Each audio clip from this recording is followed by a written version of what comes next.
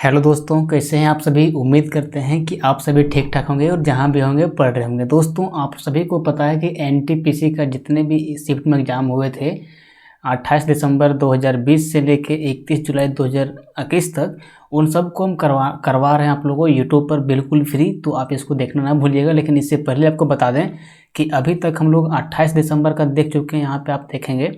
उसके बाद फिर हम लोग देख चुके हैं 28 दिसंबर का सेकंड शिफ्ट। अभी तक हम लोग दोस्तों यहाँ पे देख चुके हैं टोटल 30 दिसंबर 2020 तक का। और दोस्तों आज हम लोग देखने का काम करेंगे 4 जनवरी 2021 में जीएस के जितने भी 40 सवाल पूछे थे उन सबको डिस्कस करेंगे आज के वीडियो में। तो चलिए वीडियो को स्टार्ट करते हैं। इससे पहले आपको बता दें कि अभी तक आप हमारा टेलीग्राम चैनल, जहाँ से आपको नोटिफिकेशन हमेशा आते रहेगा, नहीं ज्वाइन किए तो आपको बहुत सारा लिंक डिस्क्रिप्शन में मिलेगा, वहाँ पे आप जाके एक बार उसको ज्वाइन कर लीजिएगा।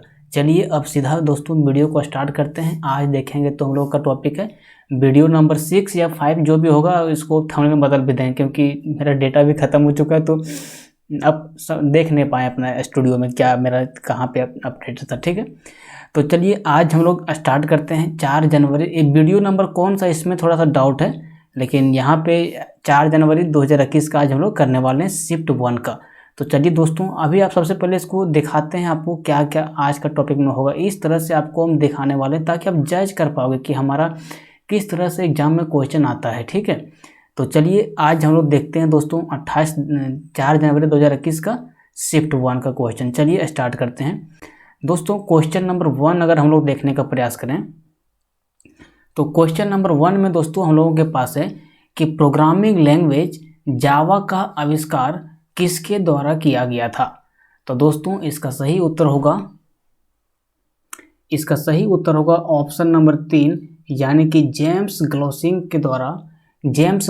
के द्वारा प्रोग्रामिंग लैंग्वेज जावा का दोस्तों क्या किया गया था, आविष्कार किया गया था। ठीक है, अब दोस्तों देखते हैं अगला क्वेश्चन। ये देखिए दोस्तों आपका जो क्वेश्चन था वो कंप्यूटर से क्वेश्चन था। दोस्तों यहाँ पे टोटल हम लोगों के पास 40 सवाल हैं, तो सभी को डिस्कस कर पाना थोड़ा सा इम्पॉसिबल हो जाएगा, इसलिए हम आपको बाइफरकेट कर देंगे कि कहाँ से क्वेश्चन कंप्यूटर का है, कहाँ से क्या है, किस तरह का क्वेश्चन आ रहे हैं, आप समझ पाओगे।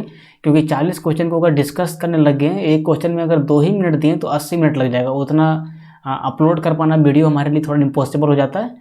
तो जो कहना भैया पहले बोल देना है। ठीक है, अब बढ़ते हैं दोस्तों, ये था हम लोगों का क्वेश्चन नंबर 1।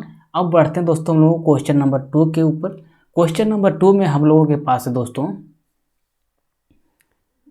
एक सेकंड यहाँ पे क्या दिक्कत हो रहा है। क्वेश्चन नंबर 2 में हम लोगों के पास यहाँ पे है कि विश्व विकास रिपोर्ट के अनुसार 2016 तक प्रति वर्ष 12,000 US डॉलर या इससे अधिक प्रति व्यक्ति आय वाले देशों को क्या कहा जाता है। तो दोस्तों एक कहा जाता है अमीर देश, और इसका जो ये जो क्वेश्चन है हमारा, ये क्वेश्चन हमारा है इकोनॉमिक्स से। ठीक है, ये क्वेश्चन कहाँ से हमारा है, इकोनॉमिक्स से। तो विश्व विकास रिपोर्ट के अनुसार 2016 तक प्रति वर्ष 12,000 US डॉलर या इससे अधिक प्रति व्यक्ति आय वाले देश को क्या कहा जाता है, तो उसको कहा जाता है दोस्तों अमीर देश। ठीक है, अब बढ़ते हैं क्वेश्चन नंबर 3 की ओर। क्वेश्चन नंबर 3 में हम लोगों के पास है, क्वेश्चन नंबर 3 में अगर हम लोग देखने का प्रयास करें तो एक बार क्या हो रहा है जी।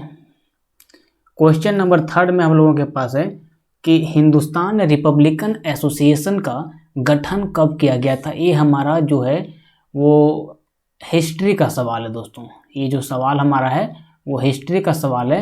अब बोल रहा है कि हिंदुस्तान रिपब्लिकन एसोसिएशन यानी कि HRA का गठन कब किया गया था। तो इसका गठन किया गया था दोस्तों 1924 ईस्वी में।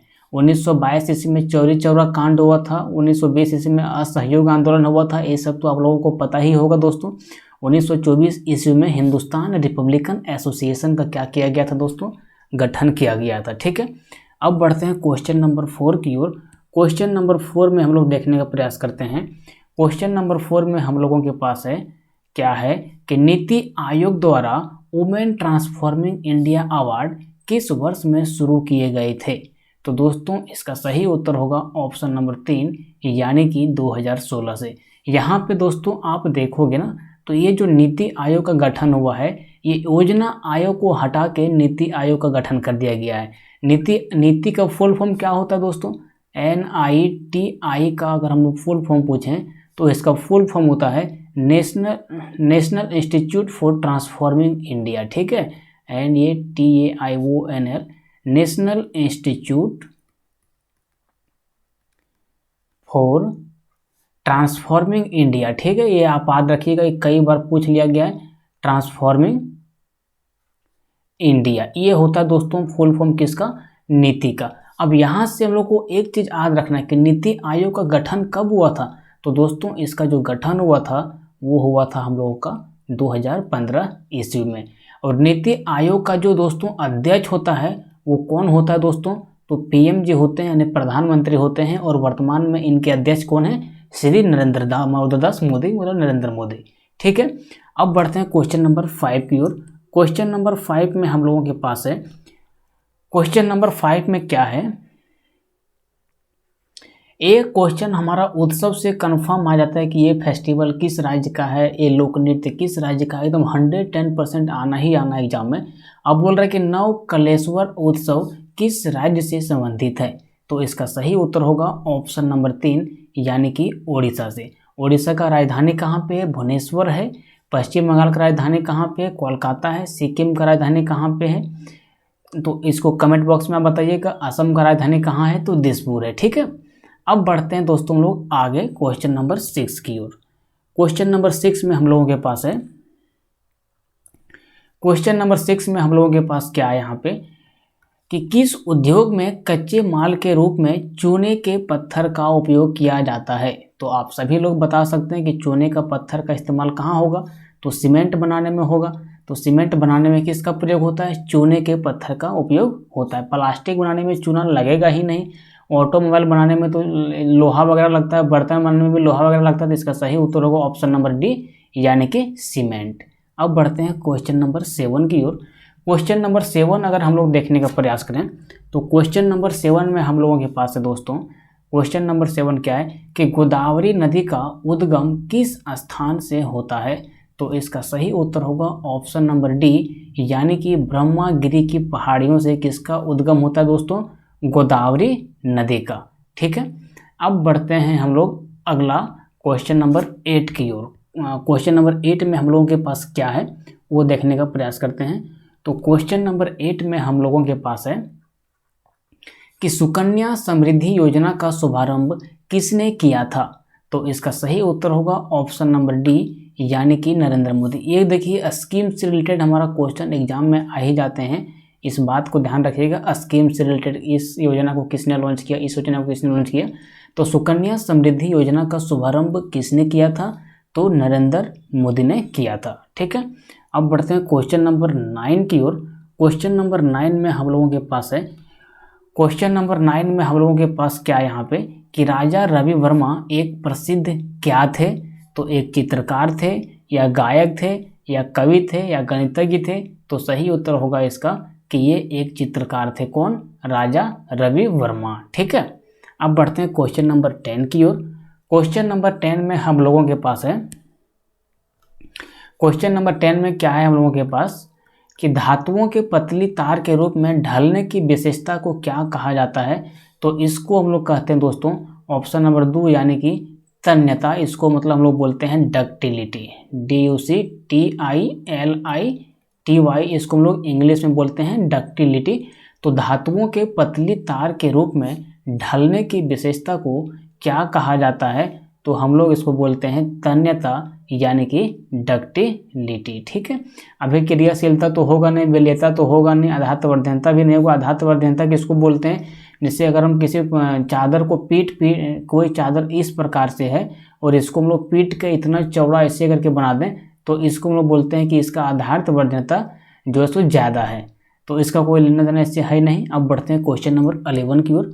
क्वेश्चन नंबर 11 में हम लोगों के पास है, ये इंग्लिश में क्वेश्चन है तो इसको कोई दिक्कत नहीं, हिंदी में इसको कर देंगे हम इसको ट्रांसलेट। क्वेश्चन नंबर 11 हम लोगों के पास है कि which branch of physics deals with the properties of fluids at rest? तो इसका देखिए फ्लूइड्स का मतलब जहाँ भी आ जाएगा ना ये समझिए इसका मतलब होता है द्रव। तो बोलता है कि फिजिक्स का कौन सा शाखा फ्लड्स यानी द्रव से संबंधित प्रॉपर्टीज को मतलब डिस्कस करता है, तो वो हमारा है हाइड्रोस्टैटिक्स।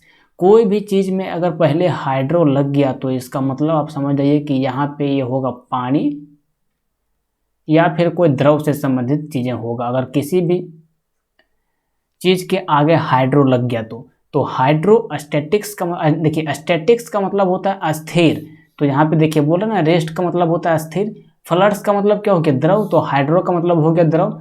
तो फ्लड्स एट रेस्ट का जो हम लोग डिस्कस करते हैं प्रॉपर्टीज को, वो किस में करते हैं, तो हाइड्रोस्टैटिक्स में हम लोग डिस्कस करते हैं। ऑप्टिक्स में लाइट वगैरह का डिस्कस करते हैं, थर्मोडायनेमिक्स में लोग हीट का डिस्कस करते हैं, और एस्ट्रोफिजिक्स में हम लोग दोस्तों डिस्कस करते हैं कर सकते हो आप एस्ट्रोफिजिक्स में ब्रह्मांड के बारे में हम लोग डिस्कस करते हैं, किसमें, एस्ट्रोफिजिक्स में, ठीक है। अंतरिक्ष के बारे में डिस्कस करते हैं एस्ट्रोफिजिक्स में, और कॉस्मोलॉजी में हम लोग दोस्तों ब्रह्मांड के बारे में डिस्कस करते हैं। तो एस्ट्रोफिजिक्स में लोग किसका डिस्कस करते हैं, अंतरिक्ष के बारे में। तो आप समझ गए हाइड्रोस्टैटिक्स का सही उत्तर होगा ऑप्शन नंबर 1। अब बढ़ते हैं हम लोग क्वेश्चन नंबर 12 की ओर। क्वेश्चन नंबर 12 में हम लोगों के पास क्या है, क्वेश्चन नंबर 12 में हम लोगों के पास है कि कितने पर्यावरण कार्यकर्ताओं को गोल्डमैन पर्यावरण पुरस्कार 2019 मिला है। तो ये देखिए हमारा हो जाता है करंट अफेयर का टॉपिक, अगर आप जानेंगे तो मार पाएंगे, नहीं जानेंगे तो नहीं मार पाएंगे। तो इसका सही उत्तर होगा 3, यानी कि 6 आदमी को जो है वो गोल्डमैन पर्यावरण पुरस्कार 2019 मिला है, ठीक है। को एग्जाम हुआ 2021 में, क्वेश्चन पूछा 2019 का, इसलिए ध्यान रखिएगा क्वेश्चन कहाँ कहाँ से आ रहा है। जो अब बढ़ते हैं हम लोग क्वेश्चन नंबर 13 की ओर। क्वेश्चन नंबर 13 में हम लोगों के पास क्या है, क्वेश्चन नंबर 13 में है, ये हमारा फिर से कंप्यूटर का क्वेश्चन आया कि URL का फुल फॉर्म क्या होता है। तो यूनिफॉर्म रिसोर्स लोकेटर, ये मुंह पर आप याद रखिएगा, URL का फुल फॉर्म होता है यूनिफॉर्म रिसोर्स लोकेटर, ठीक है। अब बढ़ते हैं क्वेश्चन नंबर 14 की ओर। क्वेश्चन नंबर 14 में हम लोगों के पास है, क्वेश्चन नंबर 14 में हम लोगों के पास क्या है, क्वेश्चन नंबर 14 में हम लोगों के पास यहाँ पे है कि प्रधानमंत्री स्वास्थ्य सुरक्षा योजना यानी कि PMSSY को किस वर्ष में शुरू किया गया था। तो कब शुरू किया गया था इसको दोस्तों, 2003 में शुरू किया गया था। किसकी सरकार थी यहाँ पे उस समय सरकार थी अटल बिहारी वाजपेयी की। किसकी थी, अटल बिहारी वाजपेयी की सरकार थी 2003 में, और 2004 से लेके 2014 तक जो सरकार थी वो मनमोहन सिंह की सरकार थी, यानी डॉक्टर मनमोहन सिंह का प्रधानमंत्री का कार्यकाल था 2004 से 2014 के बीच में। अटल बिहारी वाजपेयी पता है कि 3 बार प्रधानमंत्री बनने वाले पहले मतलब 3 बार प्रधानमंत्री बनने वाले कौन है, अटल बिहारी वाजपेयी जी हैं। एक दिन 13 दिन का कार्यकाल था, सबसे छोटा कार्यकाल अटल बिहारी वाजपेयी जी का, ये सब फैक्ट याद रखिएगा। अब बढ़ते हैं क्वेश्चन नंबर 15 की ओर।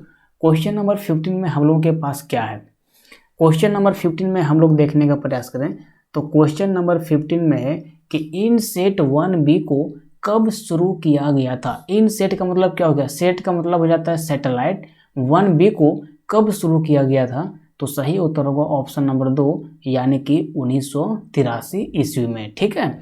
अब बढ़ते हैं हम लोग दोस्तों क्वेश्चन नंबर 16 की ओर। क्वेश्चन नंबर 16 में हम लोगों के पास क्या है, क्वेश्चन नंबर 16 में देखिए काफ़ी इम्पोर्टेंट सवाल है। ये सवाल हमारा साइंस से आ जाता है। मानव शरीर की पीएच रेंज कितनी होती है। तो मानव शरीर की जो पीएच रेंज होती है वो 7.35 से 7.45 के बीच में होती है। इसीलिए ना पूछा जाता है कि बताइए मानव के जो रक्त होते हैं इनका पीएच मान कितना होता है, तो 7.4 होता है। 7.4 को अगर देखोगे तो 7.35 और 7.45 के बीच में ही आता है ना, तो आप आसानी से मार दोगे कि मानव शरीर की पीएच रेंज कितनी होती है, तो 7.35 से लेकर 7.45 के बीच होता है। कहीं भी ऑप्शन में आप देखोगे तो उतना नज़दीक दिख नहीं रहा है, यहाँ पे 5 से 6, 8 से 9, 2 से 4, तो सही ऑप्शन होगा हमारा ऑप्शन नंबर 3, यानी कि 7.35 से 7.45 तक। अब बढ़ते हैं क्वेश्चन नंबर 17 की ओर। क्वेश्चन नंबर 17 में हम लोगों के पास क्या है, क्वेश्चन नंबर 17 में अगर दोस्तों लोग डिस्कस करें तो निम्नलिखित में से कौन सा सबसे कम आयु का नोबेल पुरस्कार विजेता है। दोस्तों अभी आप देखे होंगे मलाला यूसुफजई जो हैं ये सबसे कम उम्र के नोबेल पुरस्कार विजेता हैं। इनको 2014 में नोबेल पुरस्कार मिला था, ठीक है। और अभी जो आप देखे होंगे हिजाब का मामला कर्नाटक राज्य में चल रहा है, उस पर भी ये कमेंट की थी कौन, मलाला यूसुफजई। तो नोबेल पुरस्कार विजेता अगर किसी टॉपिक को छेड़ दे तो टॉपिक इंटरनेशनल हो जाता है। तो काफ़ी कंट्रोवर्सी में वो भी रही थी मलाला यूसुफजई अभी हाल ही के दिनों में। किसके केस मिले के, हिजाब के केस में। तो आप याद रखिएगा मलाला यूसुफजई जो है सबसे कम उम्र के नोबेल पुरस्कार विजेता हैं। अब बढ़ते हैं क्वेश्चन नंबर 18 की ओर। क्वेश्चन नंबर 18 में हम लोगों का क्या है, ये भी इम्पोर्टेंट है, हिस्ट्री का सवाल है। क्वेश्चन नंबर ये हमारा कितना था इसके पहले का, क्वेश्चन नंबर 17, ठीक है। ये हमारा क्वेश्चन नंबर 18। क्वेश्चन नंबर 18 में है कि भारत का पहला उच्च न्यायालय कहाँ स्थापित किया गया था।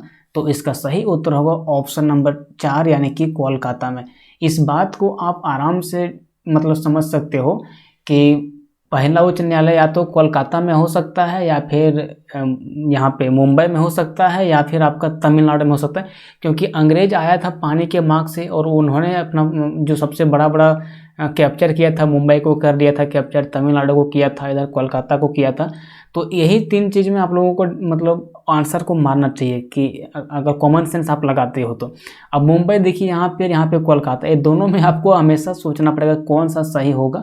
ये कॉमन सेंस की बात है, लेकिन अगर जान रहे हैं तो सही उत्तर हो जाएगा हमारा कोलकाता। और कोलकाता इन सभी प्रांतों में सबसे मतलब कह सकते हो ज़्यादा विकसित प्रांत था कोलकाता। तो यहीं पे अंग्रेज सारा कुछ कर रहे थे। तो इसका सही उत्तर होगा ऑप्शन नंबर 4 यानी कि कोलकाता। 1862 ईस्वी में यहाँ पे हाई कोर्ट का स्थापना हुआ था, ठीक है। अब बढ़ते हैं क्वेश्चन नंबर 35 के बाद क्वेश्चन नंबर 18 के बाद क्वेश्चन नंबर 19 की ओर। क्वेश्चन नंबर 19 में हम लोगों के पास है, एक क्वेश्चन भी आ जाता है कंफर्म इस टाइप का क्वेश्चन कि नवंबर 2020 के अनुसार विश्व व्यापार संगठन यानी कि वर्ल्ड ट्रेड ऑर्गेनाइजेशन में कितने देश सदस्य हैं। तो इसका सही उत्तर होगा ऑप्शन नंबर 3 यानी कि 164।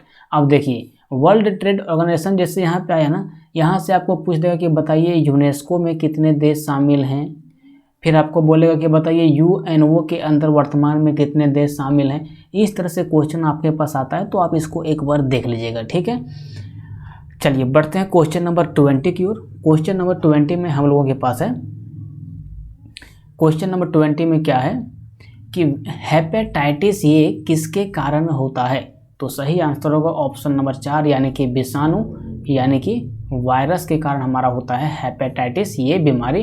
अब ये बीमारी का टॉपिक है, लुसेंट का पेज नंबर देखिएगा, फिर बायोलॉजी का वहाँ पे मिल जाएगा आपको, छोटा वाला लुसेंट में भी, और जो स्पेशल साइंस का उसमें भी विटामिन से रिलेटेड टॉपिक, तो वहाँ पे आप डिस्कस कर लीजिएगा। उसके बाद फिर यहाँ आइएगा आप, तो देखिए हेपेटाइटिस ए किसी कारण होता है, तो विषाणु के कारण होता है, ठीक है, वायरस के कारण। अब बढ़ते हैं क्वेश्चन नंबर 21 की ओर। क्वेश्चन नंबर 21 में हम लोगों के पास है, क्वेश्चन नंबर 21 है, ये काफ़ी बार टॉपिक रिपीट कर चुका है ये क्वेश्चन। भारतीय संविधान में पहला संशोधन कब हुआ था। आपको पता होना चाहिए कि 26 जनवरी 1950 ईस्वी को भारतीय संविधान को लागू कर दिया गया था, और पहला संशोधन इसमें जो है 1951 ईस्वी में ही कर दिया गया था। किसमें, भारतीय संविधान में, ठीक है। 1950 ईस्वी में हम लोग योजना आयोग का गठन किए थे, योजना आयोग का गठन 1950 ईस्वी में, और 1952 ईस्वी में हमारा, इसका कोई खास इंपॉर्टेंट नहीं है, ठीक है। यही 2 डेट इंपॉर्टेंट है, 1950 और 1951। अब बढ़ते हैं क्वेश्चन नंबर 22 की ओर। क्वेश्चन नंबर 22 में हम लोगों के पास है, देखिए यहाँ से हमको एक टॉपिक आपको समझाना है। क्वेश्चन नंबर 22 में है कि बलूचिस्तान भारत का सबसे बड़ा बॉक्साइट उत्पादक राज्य है। देखिए ये जो बॉक्साइट है ना, ये बॉक्साइट है ना, इसको आप ध्यान रखिएगा, ये एक प्रकार का दोस्तों अयस्क है, ठीक है। ये क्या है, अयस्क है, यानी कि और है। और देखिए मिनरल अलग होता है और अयस्क अलग होता है, 2 चीज़ में लड़का हमेशा कंफ्यूज होता है। मिनरल अलग होता है और अलग होता है। जैसे कि इसको आप एक सिंपल एग्जांपल से समझ सकते हो कि बालू है और उसके अंदर में हमारा सोना है, दोनों मिक्स है। तो बालू और सोना अगर दोनों मिक्स रहेगा ना, तो उसको हम लोग बोलेंगे क्या, उसको हम लोग बोलेंगे अयस्क, यानी कि और बोलेंगे। लेकिन उससे अगर हम सोना निकाल लेंगे तो सोना हमारा खनिज हो जाएगा, बालू का जो कचरा था हट जाएगा। मतलब अगर किसी खास वस्तु के साथ, किसी खास धातु के साथ कचरा उसके साथ में शामिल है तो उसको हम लोग बोल देंगे सीधा सीधी और, यानी कि अयस्क। लेकिन अगर उसके साथ कचरा नहीं है, वो शुद्ध रूप में अपना है, तो उसको हम लोग बोलेंगे खनिज यानी कि मिनरल। तो बॉक्साइट दोस्तों एक प्रकार का क्या है दोस्तों, एक प्रकार का कह सकते हो आप अयस्क है। किसका अयस्क है, तो अल्युमिनियम का अयस्क है। किसका अयस्क है, एल्यूमिनियम का अयस्क है। कौन, बॉक्साइट। मतलब बॉक्साइट को अगर गरमाएंगे, सिझाएंगे, पकाएंगे तो हमारा एल्युमिनियम शुद्ध रूप से बचेगा। तो बोल रहा है कि भारत का सबसे बड़ा बॉक्साइट उत्पादक राज्य कौन सा है, तो वो हमारा उड़ीसा है। उड़ीसा कहाँ पे लोकेटेड है, आप देख सकते हो, ऐसे हमारा इंडिया का मैप है तो यहाँ पे हमारा उड़ीसा लोकेटेड है। ठीक है, अब बढ़ते हैं हम लोग क्वेश्चन नंबर 23 की ओर। क्वेश्चन नंबर 23 में हम लोगों के पास क्या है, क्वेश्चन नंबर 23 में हमारा है कि बताइए सरदार सरोवर बांध किस नदी पर बना है। तो सही उत्तर होगा ऑप्शन नंबर 2 यानी कि नर्मदा नदी पर। ठीक है, अब बढ़ते हैं। नर्मदा नदी कहाँ से निकलती है, मध्य प्रदेश से निकलती है और गुजरात होते हुए अरब की खाड़ी में गिर जाती है। ठीक है, अब बढ़ते हैं क्वेश्चन नंबर 24 की ओर। क्वेश्चन नंबर 24 में हम लोगों के पास क्या है, ये क्वेश्चन कितना बार रिपीट कर चुका है एग्जाम में ये तो हमको भी पता नहीं है। पोखरण परमाणु परीक्षण 2 का कोड नाम क्या था, तो इसका नाम था ऑपरेशन शक्ति, जो 12 मई 1998 ईस्वी को क्या किया गया था दोस्तों, इसका परीक्षण किया गया था ऑपरेशन शक्ति का। कब, 12 मई 1998 का। उस समय सरकार था अटल बिहारी वाजपेयी का और राष्ट्रपति उस समय थे कौन, तो उस समय राष्ट्रपति थे कौन थे राष्ट्रपति, एपीजे अब्दुल कलाम, जिसको मिसाइल मैन ऑफ इंडिया के नाम से जाना जाता है। तो वो उसमें राष्ट्रपति थे और उन्हीं के कार्यकाल में 12 मई 1998 को ऑपरेशन शक्ति 2 मतलब परमाणु परीक्षण 2 का मतलब कह सकते हो आप परीक्षण हुआ था। तो उसका जो कोड नाम था वो क्या था, ऑपरेशन शक्ति था। लफिंग बुद्ध, स्माइलिंग बुद्ध जो है वो 1971 ईस्वी में हुआ था परमाणु परीक्षण, उसमें था पहला परमाणु परीक्षण 1971 में हुआ था। उस समय उसका कोड नाम था स्माइलिंग बुद्धा। ठीक है, अब बढ़ते हैं क्वेश्चन नंबर 25 की ओर। क्वेश्चन नंबर 25 में हम लोगों के पास क्या है,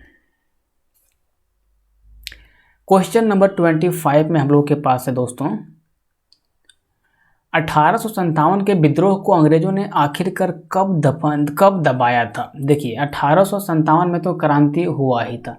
अब कोई भी क्रांति होता है तो तुरंत दबेगा नहीं, 1-2 साल तो चलबे करता है। तो 1857 का क्रांति 1859 ईस्वी में अंग्रेजों के द्वारा दबा दिया गया था। ये थोड़ा सा ऑप्शन इतना सटीक है कि डॉट हो सकता है आपको सही आंसर मारने में, 57, 59, 60, 61।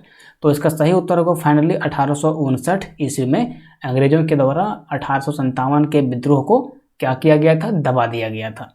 अब बढ़ते हैं क्वेश्चन नंबर 26 की ओर। क्वेश्चन नंबर 26 का सही उत्तर क्या होगा, देखिए बांध से रिलेटेड 2 क्वेश्चन आया था, अभी सरदार सरोवर बांध और अभी फिर दूसरा बांध आ गया। अब बोल रहा है कि गांधी सागर बांध किस राज्य में स्थित है। तो सही उत्तर होगा इसका ऑप्शन नंबर 4 यानी कि मध्य प्रदेश राज्य में। मध्य प्रदेश का राजधानी कहाँ पे है, भोपाल में। 1984 ईस्वी में यहाँ पे मिथाइल आइसोसाइनाइड यानी कि CH3NC का रिसाव होने के कारण काफ़ी लोगों का मृत्यु हो गया था 1984 में। भोपाल गैस त्रासदी के नाम से उसको जाना जाता है। भोपाल का ये मेन पॉइंट है वहाँ उस राज्य के बारे में, ये कई बार एग्जाम में पूछा जाता है और पूछा भी जाता है कि बताइए मिथाइल आइसोसाइनाइड का जो होता है ये इसका फार्मूला क्या होता है, तो CH3NC होता है। NC का मतलब हो गया आइसोसाइनाइड और CH3 का मतलब हो गया मिथाइल। केमिस्ट्री में क्लास 11 में काफ़ी ज़्यादा पढ़ना रहता है। चलिए अब बढ़ते हैं क्वेश्चन नंबर 27 की ओर। क्वेश्चन नंबर 27 में हम लोगों के पास क्या है, क्वेश्चन नंबर 27 में हम लोगों के पास है कि सांची के स्तूप का निर्माण किसने कराया था। तो इसका निर्माण करवाया था दोस्तों किसने, अशोक ने कराया था। अशोक किस राजवंश से संबंधित थे, तो मौर्य वंश से संबंधित थे। कौन, अशोक। मौर्य वंश का पहला शासक कौन हुआ था दोस्तों, तो चंद्रगुप्त मौर्य हुआ था इसका पहला शासक। उसके बाद कौन शासक बना, उसके बाद जो शासक बना वो था हमारा बिंदुसार। और बिंदुसार के बाद कौन शासक बना, इसके बाद जो शासक बना वो हमारा बना अशोक। तो इस तरह से मौर्य वंश का शासकों का नाम है। ठीक है, अब बढ़ते हैं क्वेश्चन नंबर, ये था हमारा 27, क्वेश्चन नंबर 28 की ओर। क्वेश्चन नंबर 28 में हम लोगों के पास क्या है? क्वेश्चन नंबर 28 में हम लोगों के पास है कि अकबर कब सम्राट बना था? तो 1556 ईस्वी में ये अकबर क्या बना था दोस्तों? सम्राट बना था। ठीक है, कब? 1556 ईस्वी से 1605 तक, 1556 से 1605 ईस्वी तक सम्राट कौन रहा था? अकबर। ठीक है, अब बढ़ते हैं हम लोग अगला क्वेश्चन, ये हिस्ट्री का क्वेश्चन है मुगल राजवंश से। ठीक है, मुगल राजवंश में 4 लड़ाई याद रखिएगा आप लोग कन्फर्म। 1526 का लड़ाई, 1527 का लड़ाई, 1528 का लड़ाई और 1529 का लड़ाई। इसका 1526 का ये पानीपत का प्रथम युद्ध था। ठीक है, 1527 में खानवा का युद्ध था, 1528 में चंदेरी का युद्ध था और 1529 में कौन सा युद्ध था?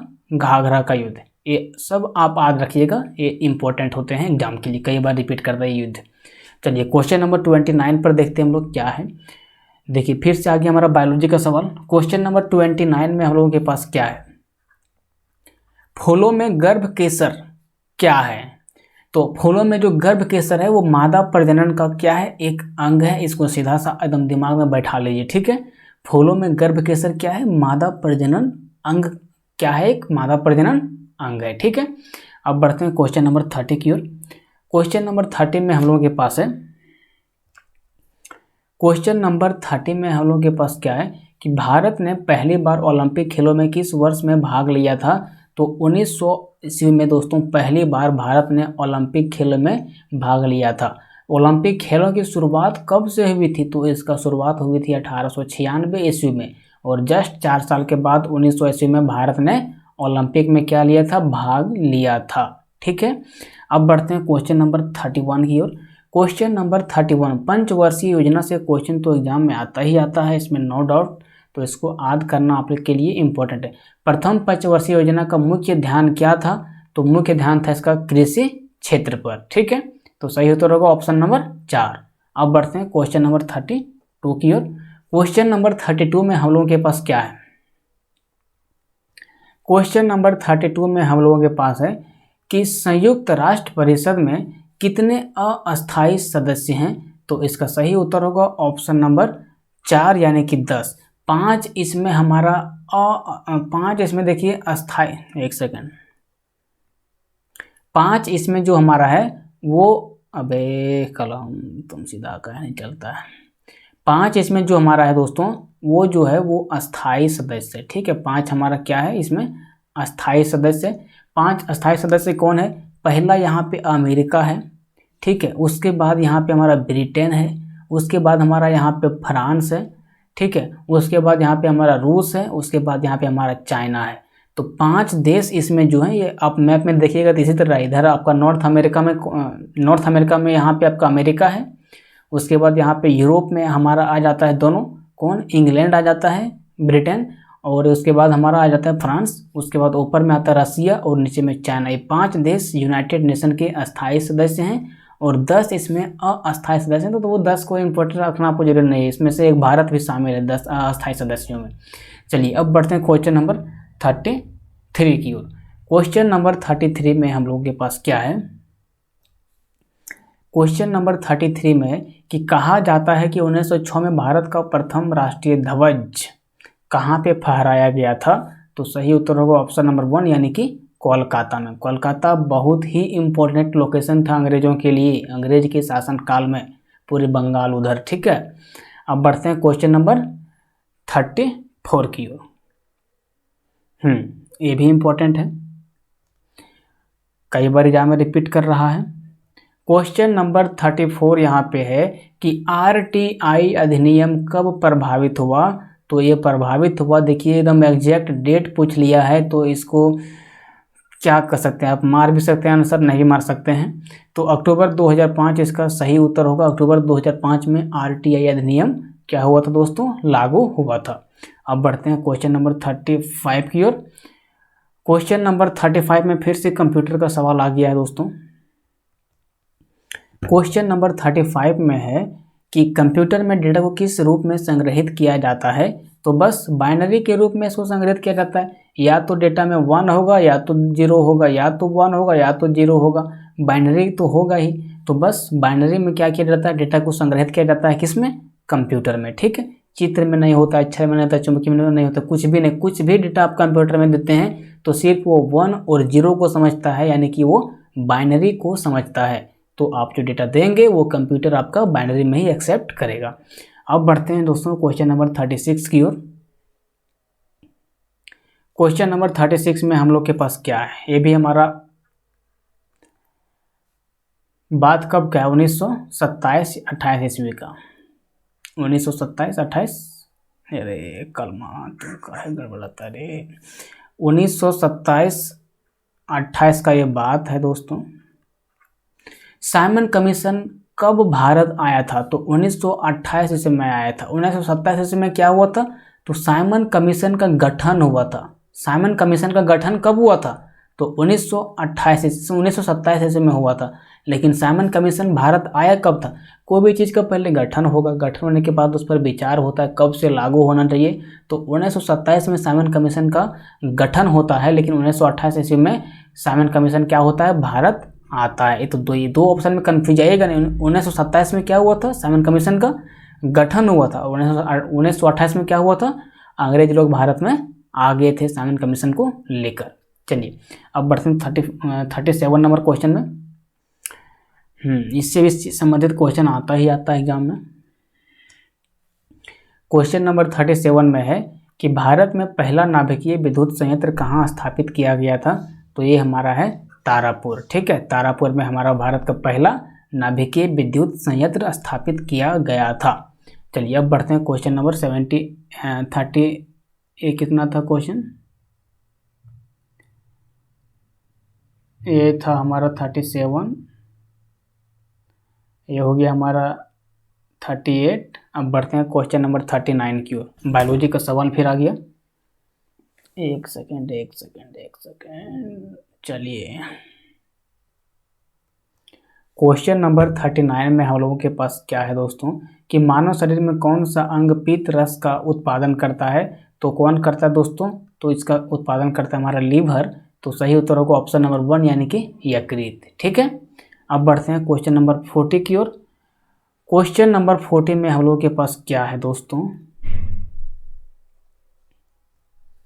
क्वेश्चन नंबर 40 है कि प्रसिद्ध हिंदी उपन्यास तमस किसने लिखा है, तो भीष्म साहनी ने प्रसिद्ध हिंदी उपन्यास तमस को लिखा है। ठीक है, तो दोस्तों इस तरह से हम लोग पूरा कंप्लीट कर लिए 40 क्वेश्चन। 4 जनवरी 2021 में फर्स्ट शिफ्ट में जितने भी सवाल आए थे वो 40 हम लोगों ने डिस्कस कर लिया। 82 नंबर ये जो दिख रहा है क्वेश्चन, उसके आगे हमारा मैथ का क्वेश्चन आता है, रीजनिंग का आता है, तो इसके बाद खत्म हो जाता है। तो मिलते हैं नेक्स्ट वीडियो में, तब तक के लिए जय हिंद जय भारत। और अभी तक आप वीडियो देख रहे हैं और सब्सक्राइब नहीं किए चैनल तो सब्सक्राइब अवश्य कीजिए और अपने दोस्तों के साथ वीडियो को शेयर कीजिए।